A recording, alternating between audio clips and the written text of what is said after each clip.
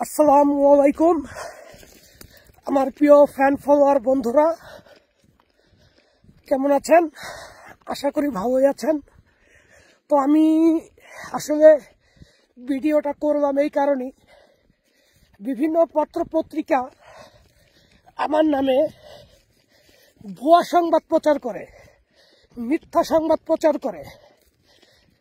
এর মধ্যে আরো দেখতেছি যে আমার একই ছবি, একই প্রোফাইলের ছবি দিয়া তারা বিভিন্ন পেজ বা আইডি খুলছে। এক একজনের ফলোয়ার দেখি 40,000, 50,000, 28,000, 20,000, 16,000 হয়ে গেছে। হোক, সেটা তাদের ব্যক্তিগত। তবে আপনারা যাতে ভুল না করেন সেক্ষেত্রে আমি একটা বার্তা দিব। সেটা হচ্ছে, আমার অরিজিনাল আইডিটা কিভাবে আপনারা বুঝবেন? যেটা দেখবেন 3,90,000 উপরে ফলোয়ার। আবারও বলি, 3,90,000 উপরে ফলোয়ার, শুধুমাত্র ওইটাই আমার অরিজিনাল আইডি।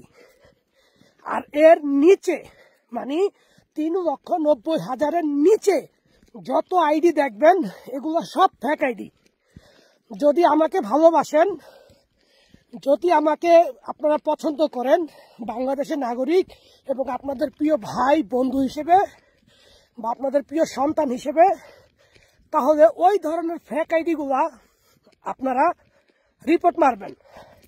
এটা আপনাদের সকলের কাছে, আমার প্রিয় ফ্যান ফলোয়ার সকলের কাছে আমার এটা অনুরোধ।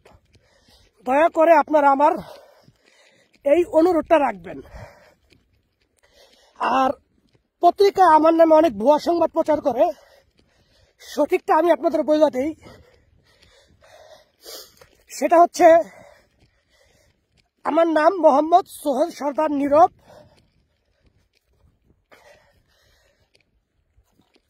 আমি ঢাকা 1204 গ্যান্ডারিয়া জুরাইন মুরাদপুরে জন্ম হয়েছে এবং এখানে আমার বাল্যকাল, ওইখানে আমার সমস্ত বন্ধু বান্ধব।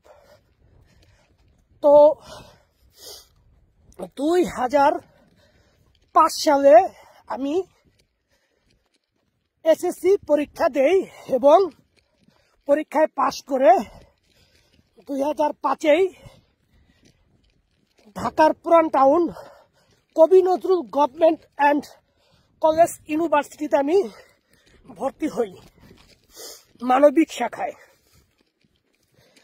সেখান থেকে আমি এইচএসসি ইন্টারমিডিয়েট পাস করি এবং একই ভার্সিটির মধ্যে আমি ডিগ্রি বিএসএস কমপ্লিট করি। তারপর জীবনকে উন্নয়নশীল যাত্রায় নিয়ে যাওয়ার জন্য প্রবাসে পাড়ি দেই। কারণ আমার বাবার তেমন বেশি অর্থ ছিল না বা সম্পদ ছিল না যা দিয়ে আমি বসে বসে খাবো। নিজেই একটা সংগ্রাম করার জন্য প্রবাসী হই। তারপর আমি 2012 সালে সৌদি আরব যাই এবং 2022 সালে সৌদি আরব থেকে বাংলাদেশে ফিরে আসি। ফিরে এসে দেখি যে বাংলাদেশের অবস্থা ভালো না। ব্যবসা বাণিজ্য করলে একজন আরেকজনের পিছনে লেগে থাকে। আবারও প্রবাসী হই। যেহেতু আমি দীর্ঘদিন প্রবাসে কাটিয়েছি, আমার অভিজ্ঞতা ছিল অনেক। তো আমি একটা চায়না কোম্পানিতে ইন্টারভিউ দেই। তারা আমার সরাসরি ইন্টারভিউ নেয়। সেই ইন্টারভিউতে আমি সফলতা অর্জন করি এবং নাম্বার 1 পেজে থাকি তাদের পছন্দে। তখন তারা আমাকে ওয়ার্ক পারমিট দিয়ে রাশিয়া নিয়ে আসে এবং সেই কোম্পানিতে আমি চাকরি করি। চাকরি করার পর দীর্ঘ 8 মাস পর আমি যাই শহরে ঘুরতে। তখন একটি বিজ্ঞাপন দেখি। বিজ্ঞাপনটা হলো যে রাশিয়াতে চাইলেই বেসামরিক মানুষ বা ভিনদেশিরা সেনাবাহিনীতে অংশগ্রহণ করতে পারবে। সেক্ষেত্রে আমাদের আবেদন করতে হবে। তো আমি প্রথম আবেদন করছি, তারা আমাকে রিসপেক্ট বা নেওয়ার জন্য ইচ্ছা পোষণ করে নাই। প্রথম ক্যান্সেল, দ্বিতীয়বার আবেদন করছি, দ্বিতীয়বারও ক্যান্সেল হয়েছি, তৃতীয়বার আবেদন করেছি, তৃতীয়বারও ক্যান্সেল হয়েছি। ক্যান্সেল হওয়ার একটাই কারণ, আমি রাশিয়ান ভাষা জানি কি না। তাদের ব্যাটালিয়নের মন্ত্রণালয় থেকে এই রিপোর্টটা করে। আমি তো ভাষা জানি না, কি করব? আমি ইংলিশ জানি, আরবি জানি, বাংলা জানি, হিন্দি জানি, উর্দু জানি, রুস্কি ভাষা তো জানি না, তাই কি করব? তখন শেষ চেষ্টা করি, আমি যেখানে থাকতাম সেখান থেকে 10.5 ঘন্টা শুধু বিমান দিয়ে যেতে হয়। জায়গাটার নাম হচ্ছে রোস্টভ অন ডন। সেই মন্ত্রণালয়ে আমি একই লিঙ্কে গিয়ে আবেদন করি, তারা আমাকে অ্যাকসেপ্ট করে। তারপর তারা আমাকে বিমানের টিকিট দেয়, ট্রেনের টিকিট দেয়। 10.5 ঘন্টা আসে মস্কো, মস্কো থেকে 32 ঘন্টা ট্রেনে আসি রোস্টভ, রোস্টভ থেকে 1.5 ঘন্টা গাড়ি চালিয়ে আসি মন্ত্রণালয়। তারা আমাকে মেডিকেল চেক আপ করে। মেডিকেল চেক আপের জন্য তারা 3 দিন সময় নেয়, এবং আমি মেডিকেল চেক আপে যখন উত্তীর্ণ হই তখনই তারা আমাকে প্রস্তাব করে এবং বিভিন্ন নিয়ম কানুন সম্পর্কে জানায়। এবং আমার সেনাবাহিনীতে ঢুকলে আমার অবশ্যই সেনাবাহিনীর অনেক কাজ আছে, সেই কাজ করতে হবে। আমি তাদের সমস্ত শর্ত নিজ ইচ্ছায় রাজি হয়েছি। তারপর তারা আমাকে ট্রেনিংয়ে পাঠায়। ট্রেনিংয়ে যাওয়ার পর আমি সাকসেস হই। এরপর আমি ব্যাচ নাম্বার পাই।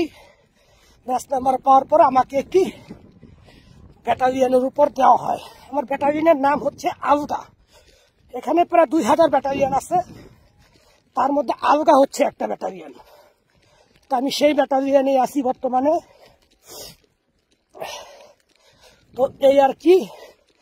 তো অনেক সংবাদ পত্রিকা বলে যে জোর করে নিয়ে আসে সেনাবাহিনীতে, না, এরকম কাউকে নাই জোর করে নিয়ে আসে। তবে একটা রাস্তা আছে, বাংলাদেশে কিছু অসাধুরা আছে যারা কিনা এই ধরনের 2 নম্বর কাজ করে। তারা বাংলাদেশ থেকে কিছু লোকের এখানে নিয়ে আসা জোর জবরদস্তি করে ক্লিনিং এর কাজ দিবে বইলা তাদেরকে মনে করেন ঢুকায়া দেয়। তাদের জন্য খুবই দুঃখজনক। আমি এরকম লোক পাইছি, তবে তারা এখনো জীবিত আছে, আবার অনেকে মারাও গেছে, ওইটা বিষয় না। তবে আমাকে রাশিয়ান সরকার বা গভর্নমেন্ট জোর করে আমাকে দেয় নাই, আমি নিজের ইচ্ছা আসছি। কারণ একটাই, বাস্তব হলো অর্থের প্রয়োজন, আর অর্থ ইনকাম করতে হলে জীবনে রিস্ক নিতে হয়। সেটাই আমি জীবনে রিস্ক নিচ্ছি। 1 বছর উপর হয়ে গেছে,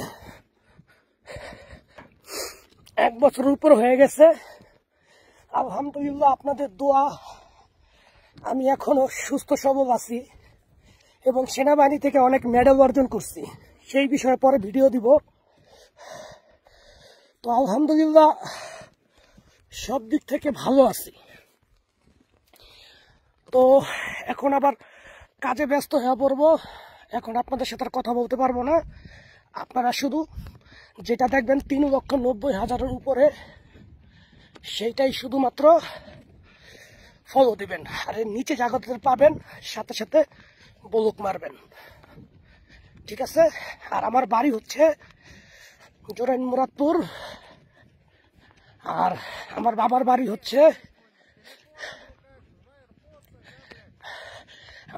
বাড়ি হচ্ছে মাদারীপুর শিবচর থানা অন্তর্ভুক্ত। বাস এতটুকুই। আমার বন্ধু যুদ্ধ করে আসলো ওই মাত্র। গাবারি Что сказать? я ты как Я душный. Это Уголек, мой друг. Я из России. Победа будет ও за нами. মাই কমান্ডার, এ হচ্ছে আমার কমান্ডার। দেখেন, এ হচ্ছে আমার কমান্ডার। সে আমাকে অত্যাধিক ভালোবাসে। তাদের ভাষা হচ্ছে ইয়া তেবে লুবলু। Я тебя тоже. কমান্ডার Давай аккуратно.